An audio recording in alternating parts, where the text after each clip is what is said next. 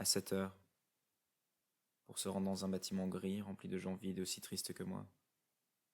Le regard des gens m'agresse, mon quotidien me stresse et m'enferme dans une cellule où chaque seconde me rapproche un peu plus de la mort. J'ai entendu dire qu'à 18 ans, tout est possible. Pourtant, la peur d'échouer sans rien pour me soutenir m'empêche de tout laisser tomber et de partir. Ce matin, on parle avenir, comme hier, comme demain. Pourtant, aujourd'hui, la liberté a un arrière-goût de sécurité, une amertume, comme celle des cigarettes qu'on fume.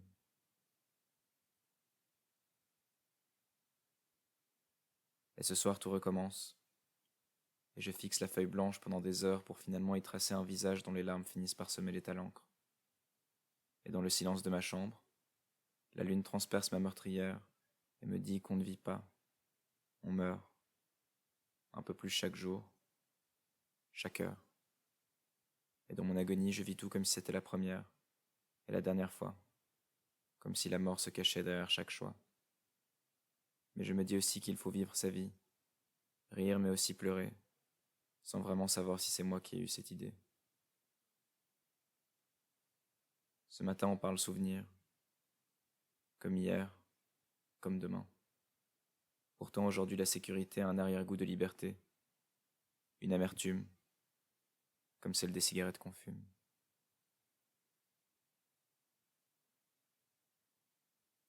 Mais ce soir, tout recommence, et j'entends les 100 pas dans ma cellule, et l'hydre qui me pose 2 questions pour chaque réponse, et qui me susurre à l'oreille qu'il n'y a au fond qu'un seul choix assassin. Mais cette nuit, même le bruit de mes écouteurs ne parvient pas à les faire taire. Alors dans un dernier cri, je maudis tous ceux qui ne m'ont jamais écouté, et aussi ceux à qui je n'ai jamais pu parler. La vie, la mort, et l'univers tout entier.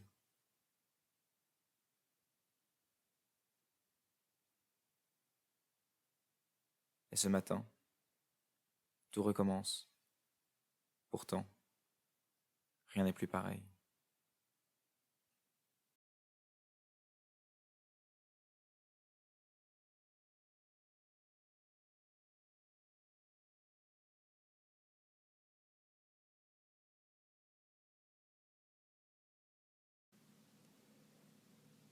Commencez par prendre une position confortable. Et lorsque vous vous sentez prêt, vous pouvez fermer les yeux.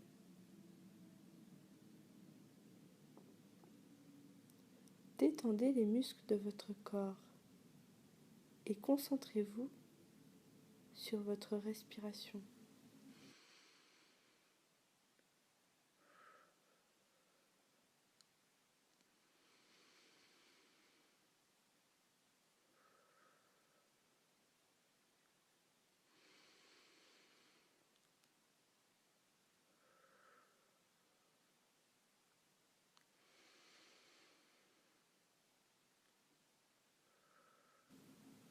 Imaginez-vous prendre une corde qui est incassable et en laquelle vous avez confiance. Grâce à cette corde qui vous sécurise, vous pouvez maintenant aller chercher au plus profond de vous les craintes qui vous empêchent d'aller de l'avant afin de les affronter. Une fois que vous vous sentez en confiance, vous pouvez entamer cette descente dans votre inconscient.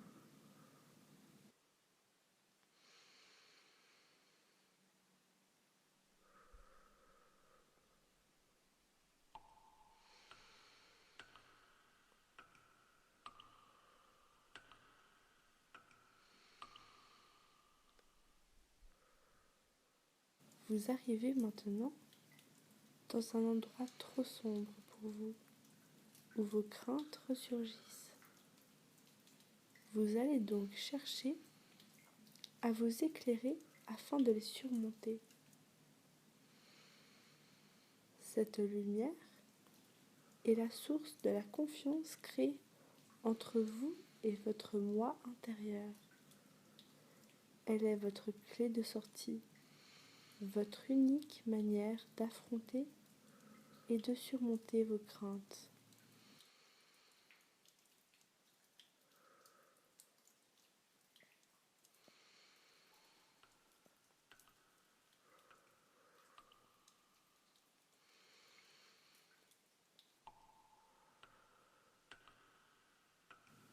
Cette lumière, c'est vous. Vous êtes l'unique être capable d'agir là où vous le voulez.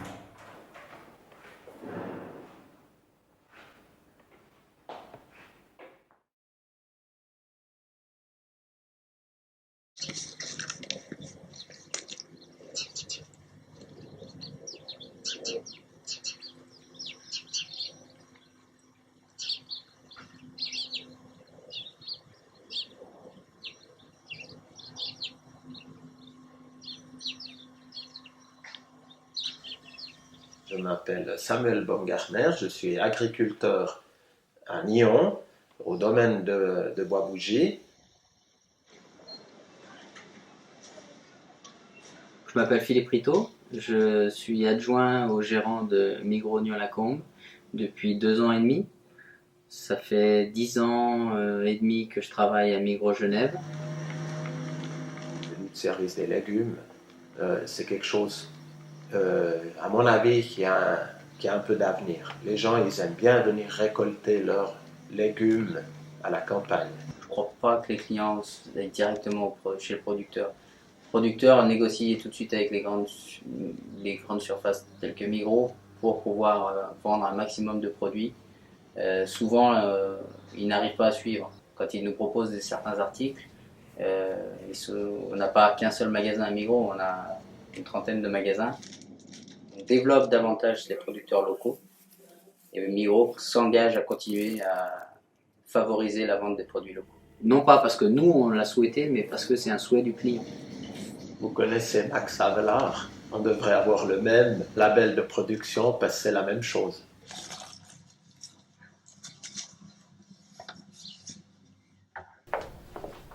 Nous, de notre côté, ce qu'on s'assure, c'est de valoriser le produit, valoriser le prix, que ce soit un prix de vente attractif pour les clients, sans que le producteur se sente lésé par rapport au prix de vente que nous allons appliquer. La plupart de nos producteurs sont très satisfaits de la collaboration qu'il y a entre Migros et les producteurs. Moi, je ne suis pas content du tout.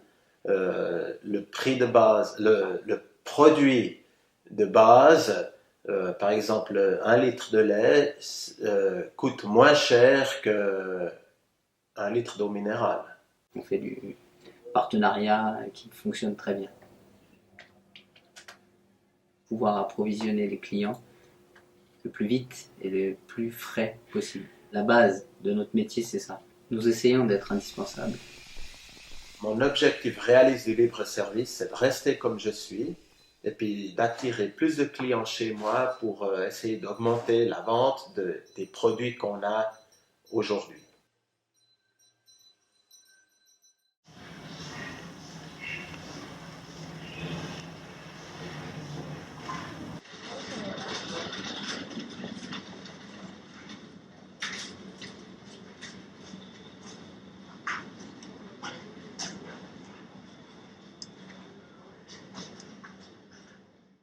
Bonjour. Bonjour. On fait un documentaire sur la consommation et on aimerait savoir si vous seriez prêt à goûter. On a des produits de la ferme et des produits de la Migros et vous devez nous dire lequel vous préférez. Je touche aussi. Oui. C'est de Oui. la ferme. Oui, exactement. C'est tout de lait de bas. Ouh. Ça, c'est fait maison. Ah, vous avez vu ça? Celui-là est meilleur. Je suis d'accord. C'est Celui-là, celui de la Migros. c'est celui de... Il a moins de goût, mais ça, je pense que c'est de la ferme. Ouais, je préfère ça. Ça? Ouais. Ah oui, alors il vient de la Migros. Celui-là, il vient C'est de... là. Celui-là, il vient de la Migros? Oui. T'es Dieu.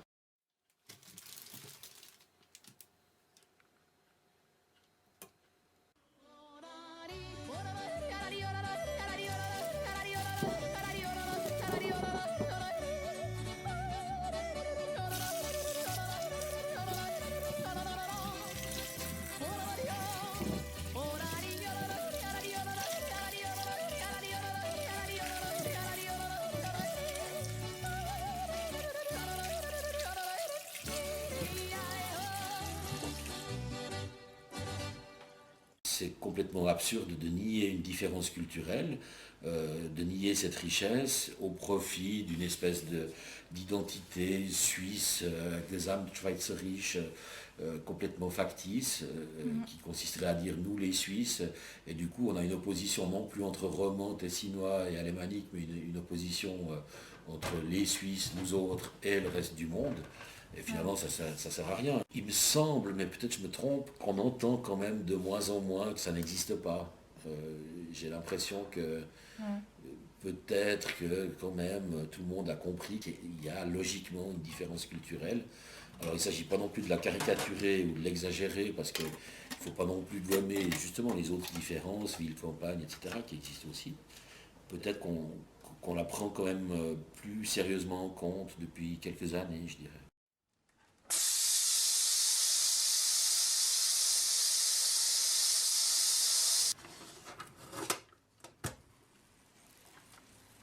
Also ich habe das Gefühl, der Röstigraben von der welschen Seite aus, der existiert nicht. Ich habe ihn auf jeden Fall noch nie gesehen, den Röstigraben.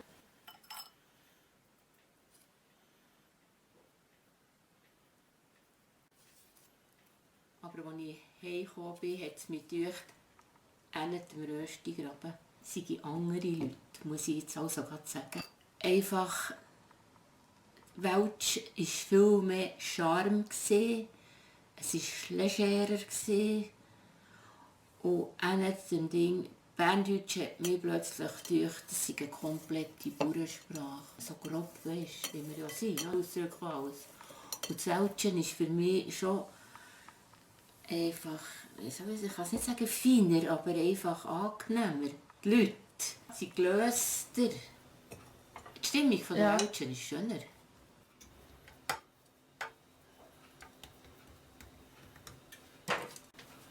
Ja, und das Leben da ist ein bisschen Plus léger. Aber umgekehrt gefällt uns das auch wieder, dass man es ein bisschen plus léger nimmt.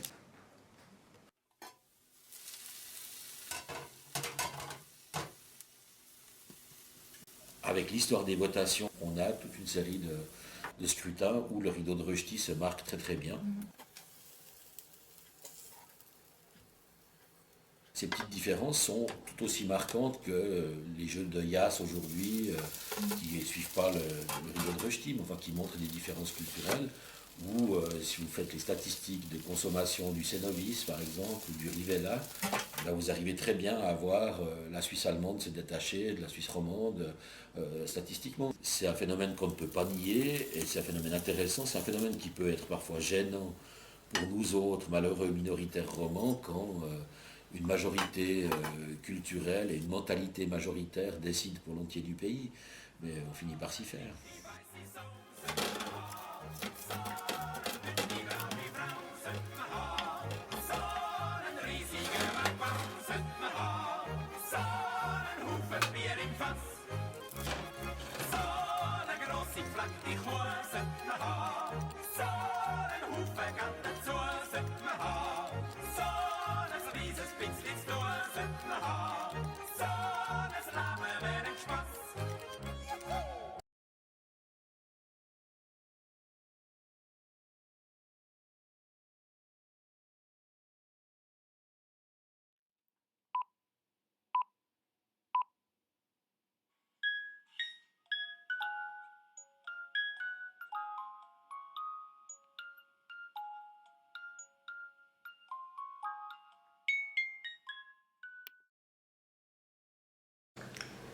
Alors, est-ce que vous faites de la danse classique? Oui. Et est-ce que vous voudriez avoir des garçons à vos cours? Oui. Non. Oui. Non. Et pourquoi pas, non? Parce qu'ils font que du foot. Et pourquoi oui, toi? Parce qu'ils ont le droit de faire avec nous. Est-ce que si votre fils vous demanderait de faire de la danse classique, est-ce que vous accepteriez? Je pense que oui, mais je me poserai des questions quand même. Pourquoi? Parce que je pense qu'à la base c'est un sport ou une activité pour filles et il pourrait devenir gay. Je pense que la danse classique demande beaucoup d'efforts physiques et je pense que les garçons sont très qualifiés pour ça. Je pense que la danse classique, voilà, c'est pas pour nous. Nous, on est plutôt footballeurs, donc on fait plutôt des tacles, des trucs comme ça. Donc voilà, nous, on va pas dans les salles pour faire voilà, de la danse. Perso, je pense que c'est pas trop quelque chose pour les garçons. C'est un peu plus les filles qui font ça. Je peux pas dire c'est nul parce que j'en fais pas, mais voilà, c'est pas super bien parce que c'est un peu plutôt pour les filles. Puis voilà. Je trouve que c'est un sport un peu plutôt pour les filles. Bah, je sais pas, j'ai l'impression qu'ils sont un peu efféminés. Je vais pas dire qu'ils sont homosexuels, mais ils sont pas. C'est pas la même chose qu'un joueur de foot ou un gars qui fait du basket ou un truc comme ça.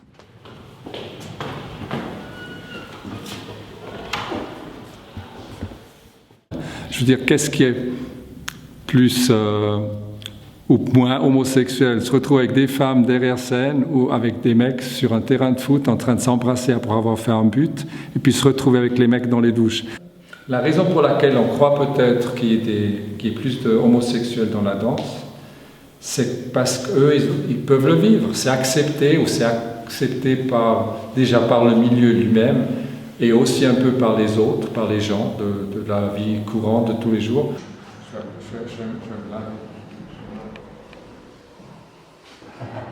Alors mon père, il était pas forcément pour que je fasse la danse. Après, quand je lui ai, si on veut, confessé que je voulais faire la danse, ma profession, il n'était pas du tout chaud et puis il m'a dit même que si je faisais ça, qu'il allait me foutre à la porte. Je dis, écoute, papa, tu sais très bien que si je voulais faire un truc pareil, que si je voulais vraiment faire la danse, je le ferais. Je prendrais mes affaires, je pars à Zurich. Je travaille le soir et je fais la danse la journée. Et puis, sache que si je fais ça, cette famille, notre famille, elle est foutue. Ça, par contre, après, c'est déjà à Lausanne, au BBL, avec des collègues danseurs. Ça, c'est environ 1990, 1990. On était en tournée au Caire, ça c'est encore Maurice, avec des costumes de Gianni Versace. Là, il y a moi dans le ballet qui s'appelait Pyramide. Xavier Ferlat, Gilles Roman, plus haut.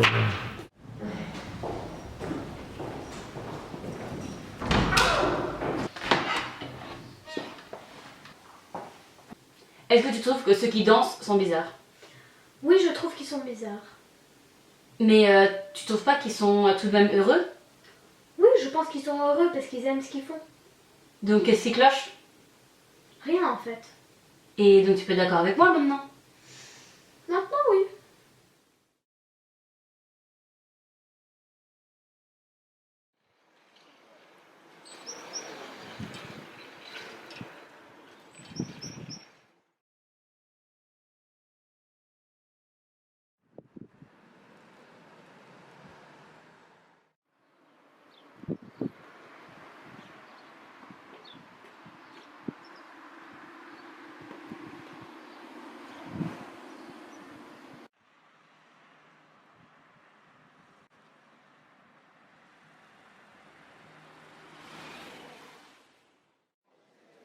My name is Daniel Bokazin. I am from Eritrea and I have 24 years and I came from Eritrea.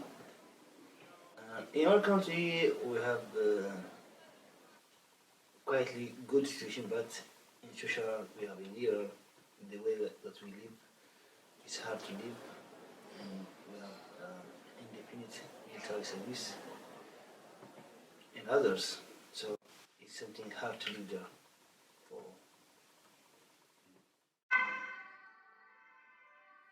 Our life here is just sleeping and waking up in the morning, and then leaving the place you're sleeping, staying somewhere else, which means we are living in the bunker right now, which means it's dangerous to stay here on all the day, so at 10 o'clock we have to leave the bunker, we have to go somewhere else.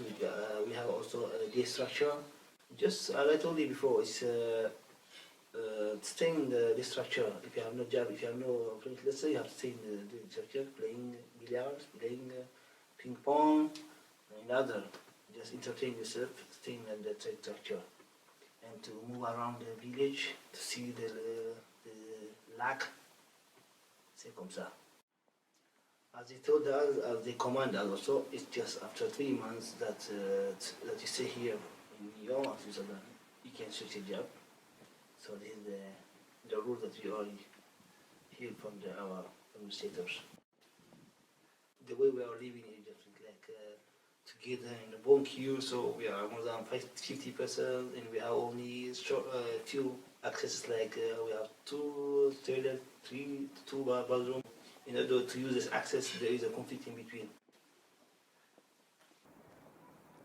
Well, here I feel quite better, but there are something also that I miss from the country. In general, the way I was and the way I'm here is different, so this could be something that I could miss.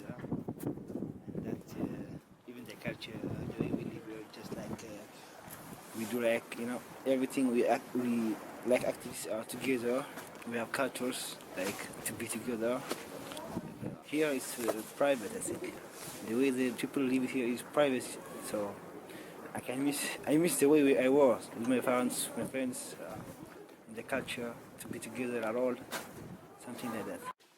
Oh, it's so different. In my country, it's every stranger is welcome. Every stranger is very welcome. We respect the strangers. We give them the first things. We give them first everything. We show them respect, even the chance, because they are guests.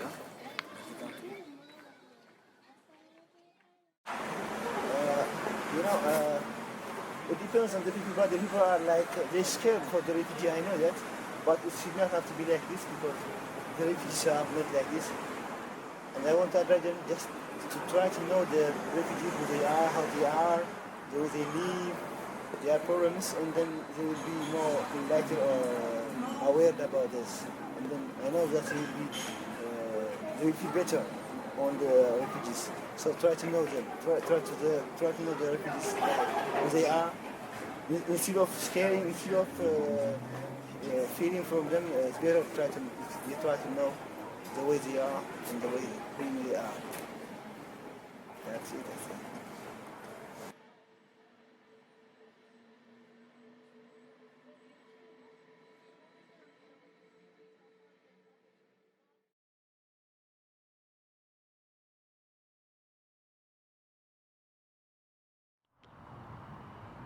I'm from Austria. I was about 16. My first girlfriend at that time, she was very, very sick. She had a throat cancer.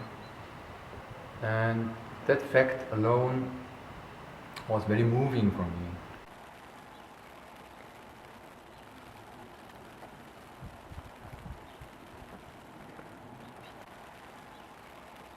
And due to that, many questions came up in my mind, and there was an old master, and when I met him the first time, I was very impressed. I had no interest in Buddhism at all, and even no idea. And it was very important for me. On one side, the sickness of the girlfriend, and meeting that monk.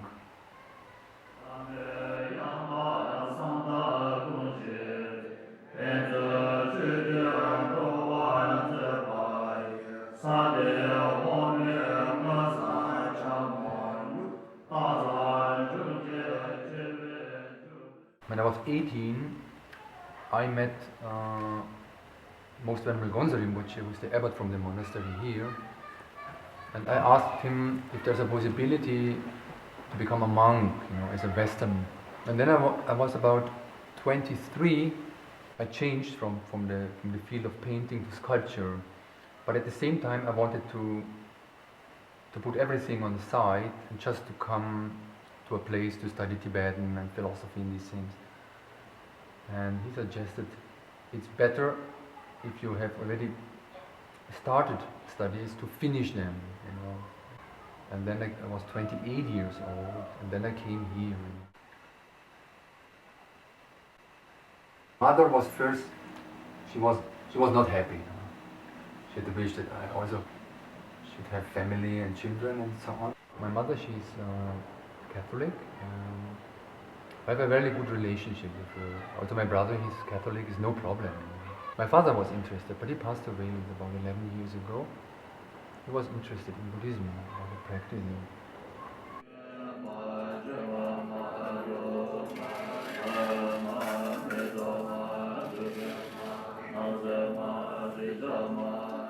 Always about 3 months I'm here in the monastery, and then I go 1 month to work in Vienna. Let's say like 2 brothers together in the fields of contemporary art. In that sense, it's his contribution to the work, especially all these things in the third dimension.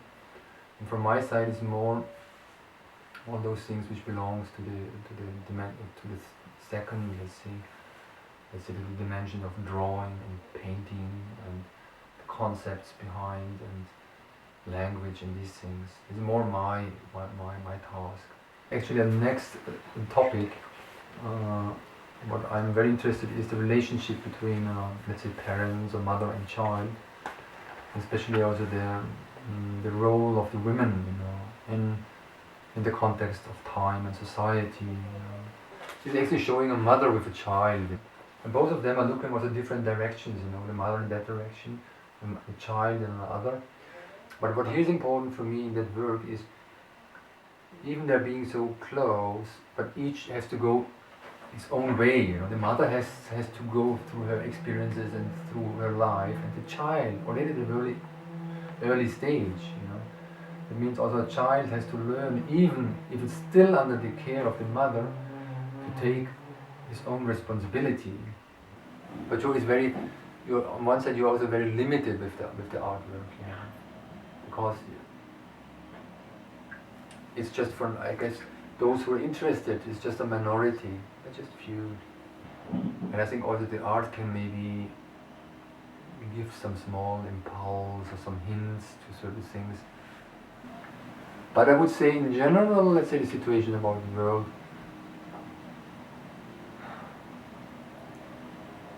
doesn't look so good, you know, at the moment. Still, there's possibility that there are very good developments and good attitudes, but I would say it's more a minority, you know, it's just certain, but it's changeable, you know, it's also described in Buddhism, these periods, you know, of degeneration and also of progress, these are kind of changes. Doesn't mean if the times are bad, it always remains like that. It's very changeable, very transitory.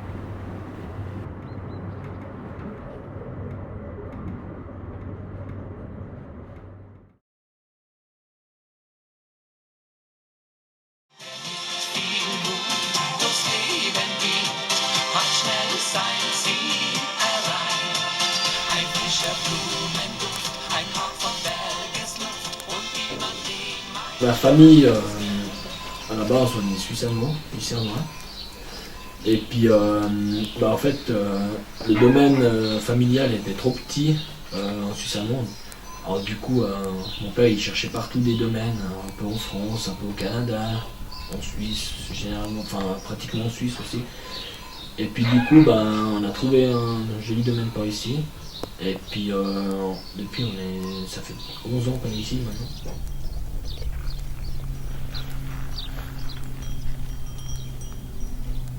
La production audio, pour le moment, elle marche pas mal bien.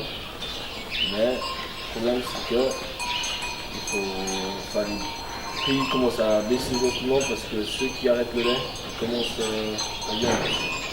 Alors du coup, ça baisse. Il y a plus de producteurs blancs, du coup, le prix baisse aussi.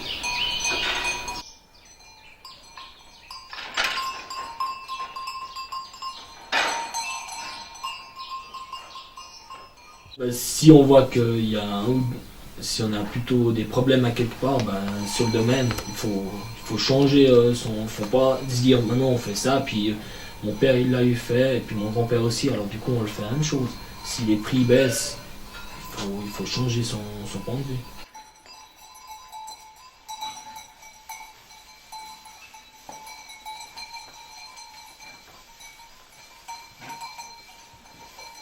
La vache allaitante, c'est une race qui elle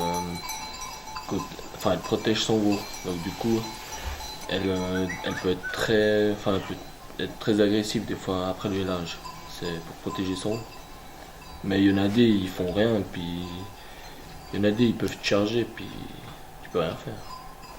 C'est comme ça. Il y a eu des fois où on s'est fait charger, puis on a pu sortir du box, sauver quoi, au dernier moment.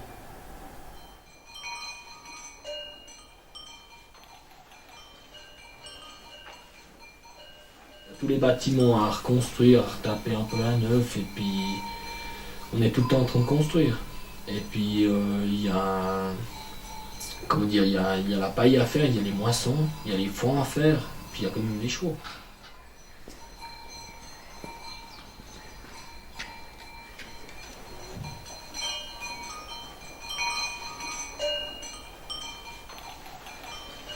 Les chevaux, il y a quand même une bonne moitié de la paye, c'est moitié les vaches, moitié les chevaux, on va dire ça, l'argent qui rentre. Mais c'est quand même, c'est un gros boulot les chevaux, c'est plus de 4h30 pour 2 personnes par jour.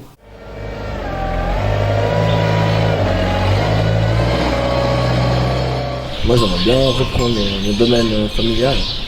Et puis, bien sûr, il y a l'avenir du domaine.